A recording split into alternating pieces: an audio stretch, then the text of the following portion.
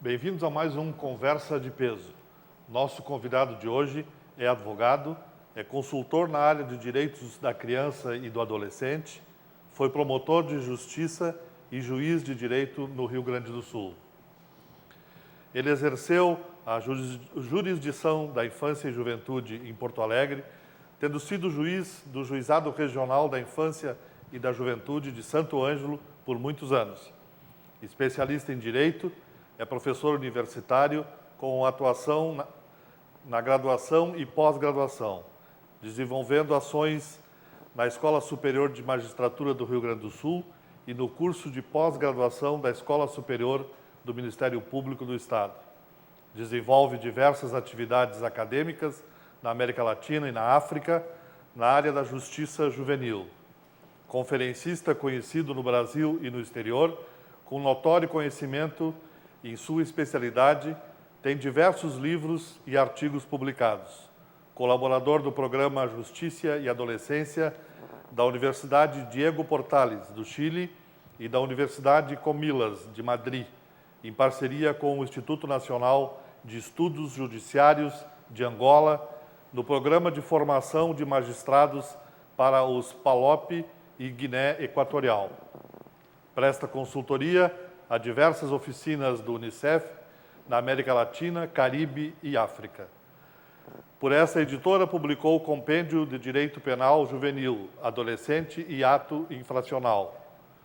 Bem-vindo ao nosso programa, Dr. João Batista Costa Saraiva. Tudo bem? Tudo bem, querido. Como vamos? Um prazer enorme estar aqui, DG.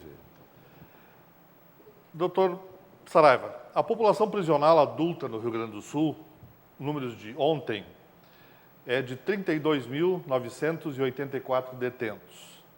E o número de adolescentes que cumprem medida socioeducativa em regime fechado na fase, também números de ontem, é de 1.176 adolescentes, o que representa 3,5% dos detentos adultos.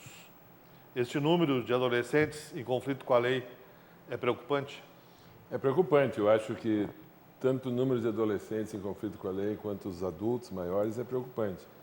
Há um incremento da violência urbana no Brasil nos últimos anos. Apenas para o teu telespectador acompanhar, no início dos anos 90, até 1992, nós tínhamos no Brasil cerca de 120 mil adultos presos. E a população infanto-juvenil privada de liberdade era em torno de 5 mil adolescentes no Brasil. Chegou a 7 em um certo período. Hoje, passados 20 anos dessa etapa, nós temos no Brasil quase 700 mil adultos presos.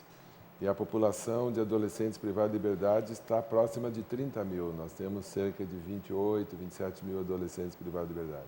Isso é o quadro nacional, que representa exatamente esse dado que tu trouxeste. Apenas dimensiono isso. É muito preocupante. Acho que há necessidade de rever algumas políticas públicas. Acho que o tema é muito menos relacionado à modificação da lei, não obstante isso possa ser feito. Não sou desses que imaginam que o Estatuto da Criança e do Adolescente tenha sido um bilhete que veio no bolso de Moisés quando ele desceu o Monte Sinai. Eu acho que ele é uma lei que, claro, ela pode ser aprimorada, ela só não pode ser destruída. E temos esse problema do incremento do tráfico de entorpecente, que hoje o tráfico de entorpecente possivelmente seja o maior explorador de trabalho infantil no Brasil. Houve uma época que se falava muito dos canaviais, da exploração do trabalho infantil em minas e na mineração, etc. Eu, pessoalmente, não tenho dúvida que hoje o maior explorador do trabalho infantil no Brasil é o tráfico de entorpecentes, que absorve o trabalho ilegal e ilícito de muitas crianças e inúmeros adolescentes. Esses números que tu trouxeste aí envolve inúmeros adolescentes privados de liberdade, ou diretamente por causa do tráfico de entorpecentes, ou secundariamente por delitos praticados em razão do tráfico de entorpecente, até homicídios e uma série de delitos graves. Então, acho que são temas que a sociedade brasileira tem que chamar para si e enfrentar. Claro que nós vivemos um momento no Brasil hoje em que há tamanhas urgências, há uma gravidade tão emergente por conta dessa crise que nos vivenciamos, né? Que nos deixa, sim, perplexos. Mas esse tema do direito da criança é um tema que precisa ser ocupado. Mas não pode derivar para soluções simplistas. As respostas que o Estado tem dado no trato do adolescente infrator, sob o ponto de vista da segurança pública, têm apresentado resultados? Olha, eu acho que essa questão é uma questão bastante complexa. Eu diria assim, os resultados que têm apresentado não são satisfatórios, ou seja, não são aqueles resultados que nós tínhamos expectativa de obter. Eu acho que nós avançamos muito em termos de política pública para a infância. Eu não poderia falar da realidade de Novo Hamburgo, onde se sabe que a delinquência em Novo Hamburgo atinge índices alarmantes. Mas vamos falar sobre a realidade do Brasil em geral, a presença de crianças em situação de rua. A presença de crianças em situação de rua no Brasil melhorou, se comparado o Brasil com ele mesmo. Houve uma época que tu ias, por exemplo, a Porto Alegre, vamos pegar Porto Alegre como exemplo, vamos fugir de Novo Hamburgo para escapar da aldeia, vamos trabalhar na perspectiva da capital. Há uns 20 anos atrás, tu ia a Porto Alegre, parava numa sinaleira, tu era abordado por uma criança pedindo. Esse quadro tu não vês mais em relação a... Existem adultos em situação de rua, inúmeros adultos em situação de rua, mas crianças em situação de rua nós não temos acompanhado. Isso é um avanço, são avanços de políticas públicas, um conjunto de ações no âmbito da competência dos municípios, do âmbito da competência dos estados e mesmo no âmbito da competência da União. Há que se reconhecer isso como uma coisa positiva que se obteve. Agora, do ponto de vista infracional, da delinquência, do envolvimento do adolescente no crime, como o crime em geral cresce, e ele tem crescido, os números são alarmantes, evidentemente que o crescimento da criminalidade não se dá apenas no crescimento entre aqueles que têm mais de 18 anos. A criminalidade cresce como um todo e a participação dos adolescentes no crime acompanha esse crescimento. O que eu poderia dizer ao telespectador é que o sentimento que eu tenho é que o percentual de participação dos adolescentes no crescimento da criminalidade continua o mesmo, ou seja, ele não cresceu, não existem mais adolescentes percentualmente praticando infrações, embora existam muitos adolescentes praticando infrações. Por quê? Porque existem muitas infrações. Nós estamos vivendo um momento muito terrível do ponto de vista de segurança. Então, objetivamente, na tua pergunta, acho que a resposta não é satisfatória. Houve alguns equívocos. Por exemplo, eu avalio que o governo federal cometeu um equívoco que ele tem procurado corrigir e tem avançado quando migrou as medidas de meio aberto, que é o controle desses programas de liberdade assistida e prestação de serviço à comunidade, para dentro dos CREAS. O MDS absorveu isso e criou uma situação um pouco esquizofrênica no governo, porque as medidas socioeducativas de meio aberto são tratadas pela Assistência Social, pelo Ministério do Desenvolvimento Social, e as medidas privativas de liberdade estão vinculadas à Secretaria Nacional de Direitos Humanos. Então, isso que deve ser um sistema acaba tendo duas políticas distintas. E as medidas de meio aberto, só para o telespectador acompanhar, são aqueles adolescentes que não vão para a fase que se imagina a possibilidade de, aspas, penas alternativas, como cumprimento de serviço à comunidade, como a possibilidade de acompanhamento por liberdade assistida, que são programas importantes, a gente não pode desprezá-los.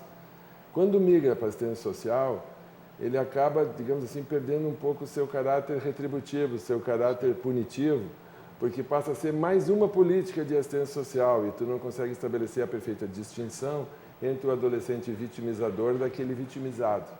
De quem é o vitimizado? Aquele vítima do abandono, dos maus tratos, da violência doméstica, e que eventualmente está sendo atendido no mesmo espaço daquele autor de um furto, de um roubo, de uma violência. E isso me parece uma coisa que temos que melhorar. Acho que houve um erro quando se fez essa fusão. Observo que há uma tentativa de rever isso, criando espaços específicos. Na privação de liberdade, e tu já é um homem que domina esse assunto, tu tem um vasto currículo de atividades profissionais e já tivesse a oportunidade de conhecer a Fundação de Atendimento Socioeducativo por dentro, quando fizesse um trabalho notável de jornalista nessa área, de comunicador que tu és, sabe muito bem que ali precisam melhorar, ou seja, nós precisamos rever alguns critérios de privação de liberdade. O Brasil hoje, por exemplo, tem um teto máximo de privação de liberdade, ou seja, o tempo máximo que um adolescente pode ficar preso é de 3 anos. E esse tempo máximo que um adolescente pode ficar preso de 3 anos, que é a lei brasileira, no cotejo com os países da América Latina, por exemplo, faz com que o Brasil tenha o menor tempo. O Uruguai, por exemplo, que recentemente fez um plebiscito para decidir sobre rebaixa ou não rebaixa a idade penal e optou por não rebaixar, mantê-la em 18 anos, mas no Uruguai um adolescente infrator pode ficar por até 5 anos privado de liberdade. Na Venezuela, 5 anos. No Paraguai já são 8. No Peru são 6. Na Colômbia e no Chile podem chegar a 10. Se nós formos para a América Central, a Costa Rica, o período máximo de privação de liberdade é muito duro, mas pode chegar a 15 anos. No Panamá são 10. Então, me parece que são coisas que talvez nós devêssemos rever no Estatuto da Criança e do Adolescente, para dar uma resposta de segurança pública mais adequada para esses delitos de extrema violência que, de fato, revoltam a sociedade. Estou falando de homicídio, latrocínio, crimes com extrema violência à pessoa. Não estou falando da tentativa de roubo, dos pequenos delitos, que, pasme o telespectador do teu programa, a resposta que o Estatuto tem dado a esses infratores é mais dura do que a lei penal dá para os adultos. Vou dar um exemplo.